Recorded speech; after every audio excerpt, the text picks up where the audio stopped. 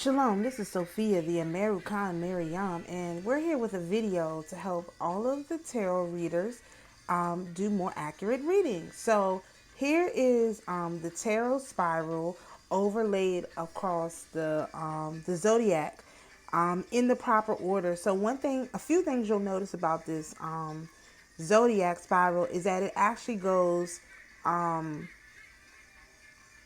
clockwise, meaning the spring equinox, which is at the 9 o'clock position, and it goes clockwise from there.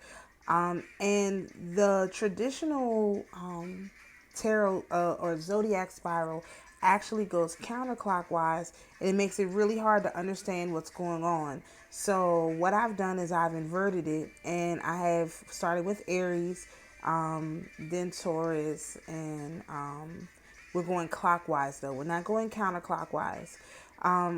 So and I have overlaid the cards in the proper order. Now, the whole thing about it is the other order that's traditionally associated with the cards is not wrong. It is just not accurate for the time that we are in. We are not in a counterclockwise time period. We're in a clockwise time period. And so, as a result of us being on the clockwise time period, we need to use the cards in clockwise order. So, we start with the Emperor in the middle because it only makes sense that the divine creator is in the middle. Another reference to the Emperor. And then in the Capricorn slice, we have the High Priestess. Then in the Aquarius slice, we have the Magician, followed by the Empress in the Pisces slice. The Aries slice is the Fool. In the Taurus slice, we have the Hierophant, female Pope. The Gemini slice, we have the Lovers.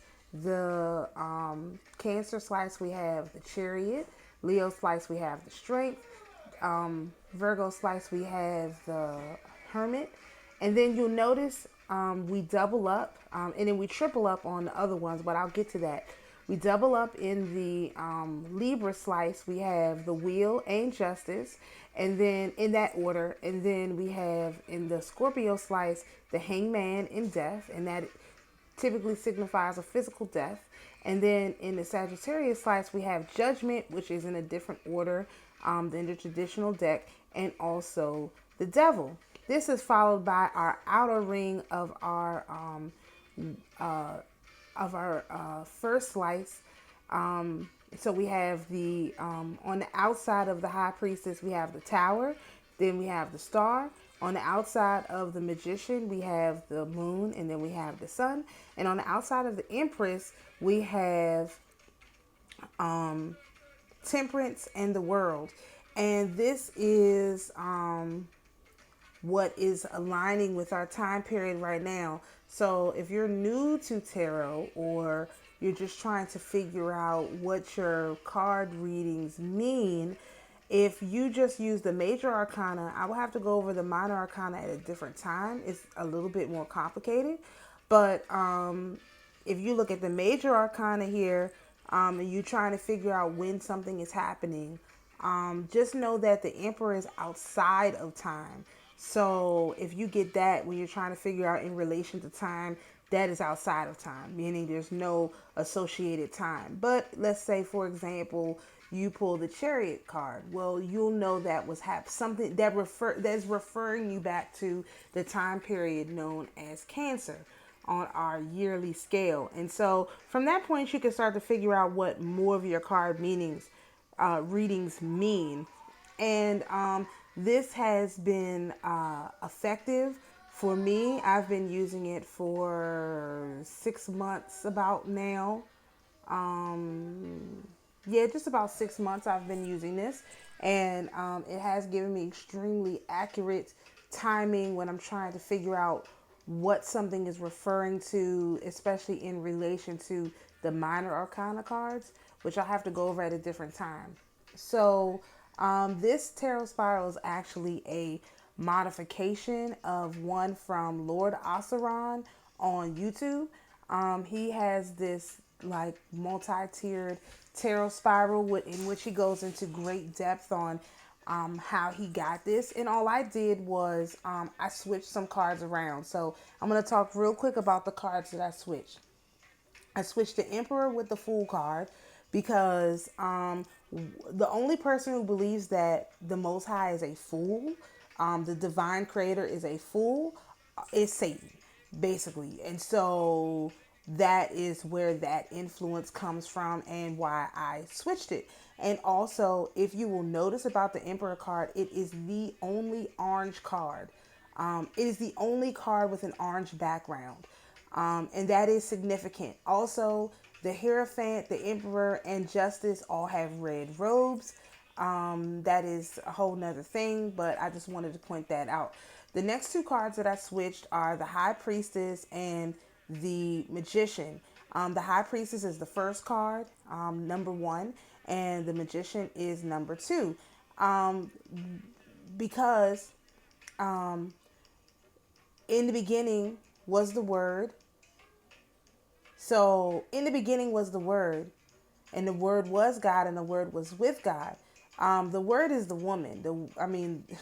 Word, woman. Okay. In the beginning was the woman, and the woman was with God, and the woman was God. So you can easily see how that comes to be. And also in Genesis, it says the face moved across the waters. And of course, what are the waters? That is the woman. So the High Priestess comes first. That's pretty well accepted in the tarot community. The next ones that I switched were the Judgment card and Temperance. And the reason why that came about is because if you're telling the story, right? Okay. If you're telling the story, let's start back from the Virgo slice with the Hermit. You have an old man contemplating his life. He's got his light locked up and he's thinking about that, right? Then into Libra, you have the Wheel of Fortune. That's when you have a choice to make, and justice will be served. Well, as a result of the justice being served, you have the Hangman. I mean, that's pretty. That's pretty clear on why that is.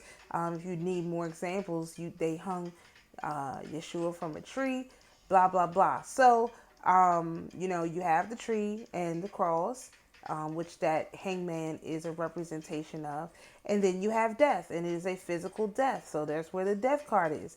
And temperance does not happen after death. Like that's not how that works. The next thing to happen is judgment. And in the judgment, some people will be called to pay the cost to the devil. That's the only thing that makes sense. Like, it does not make sense for temperance to be there, number one. Number two, the Sagittarius slice is directly opposite of the Lovers. And in Gemini, you have the Lovers card, which is the two people with the angels. And in Sagittarius, you have the two people with the demons. And so there's a lot of angel demon kind of energy in this particular slice. And it makes way more sense to have judgment here than temperance. So let me talk about temperance. You would typically have temperance and the world together because the judgment is of the world. See, you have a personal judgment on the whole fall equinox slice. You have personal judgment. This is a personal choice you have to make. This is personal justice you have to serve. This is your personal sentence of the hangman. This is your personal death. This is your personal judgment. This is your personal devil. All that stuff is personal. Temperance refers to more than just personal. And you know that because there's no people in the card except for the angel. Whereas in the judgment card, there's a bunch of people. So that's a personal thing. But in the world card, like for example, the world card, there's no people. It's way wider. So that would be the explanation for that switch. And those are the basic main ones that I've switched. And yes, on my deck of cards that will be coming soon, the numbers will be switched. In the meantime, you could write it on there, scratch the old numbers out, put the numbers in. I've done that. And that is helpful for understanding what is going on here. So I hope this helps out people who are trying to do more accurate readings. And of course, we'll see you in the next video. Shalom.